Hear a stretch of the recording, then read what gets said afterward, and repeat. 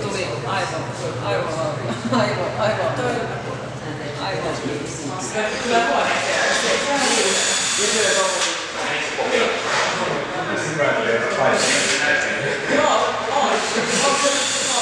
Erittäin selvästi suorastaan tunneessa. Joo, eli tässä kuvassa on tällainen vanhempi herrasmies.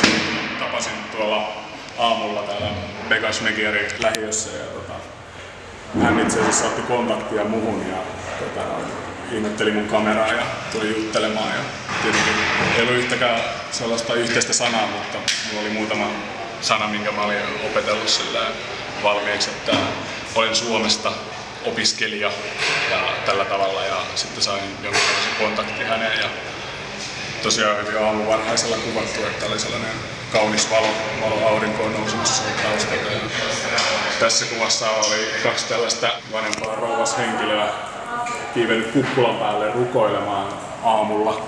Siellä kukkulan päällä oli sellainen toisen maailmansodan muistomerkki, sellainen risti.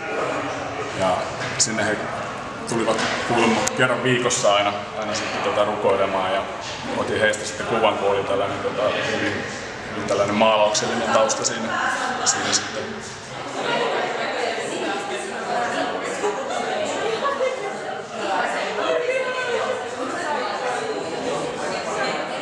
Tässä mun takana on sarjamaalauksia, mikä koostuu 3 työstä.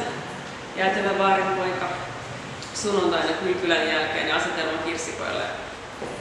Ja ne on tämän meidän Unkarin työpajan tulosta. Mulla oli lähtökohtana näihin muuten Unkarin taidehistoria.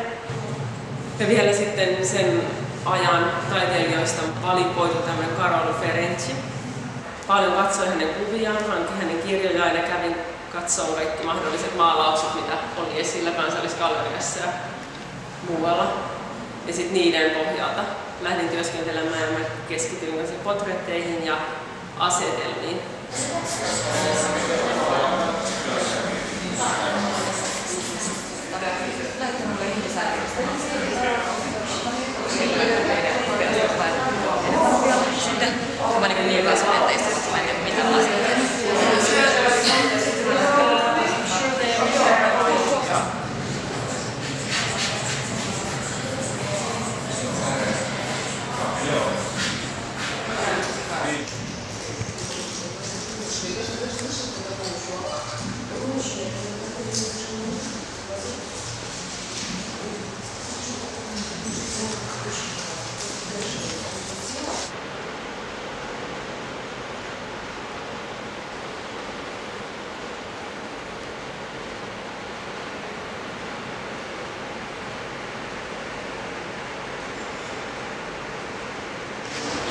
Mä lähdin tekemään tätä aikaa, voisi jopa sanoa matalalle pohjalle silleen, että mä lähdin vaan tutkimaan sitä kulttuuria sen ihmeemmin siihen valmistautumatta.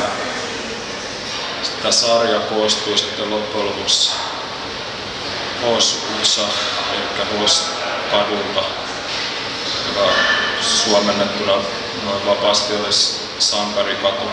No, tässä kuvaparissa on vuokranantajan vanhemmat ja naapurit. Ja tällainen erittäin karismaattinen vanhempi naishenkilö, jonka kanssa sanotaan, että tämä kielikuri oli aikamoinen kynnys. Mutta hänen kanssakin sitten tultiin tosi hyvin toimeen sen jälkeen, kun saatiin siihen tulkkiväliin tai päästiin ihan elekielellä yhteisymmärrykseen.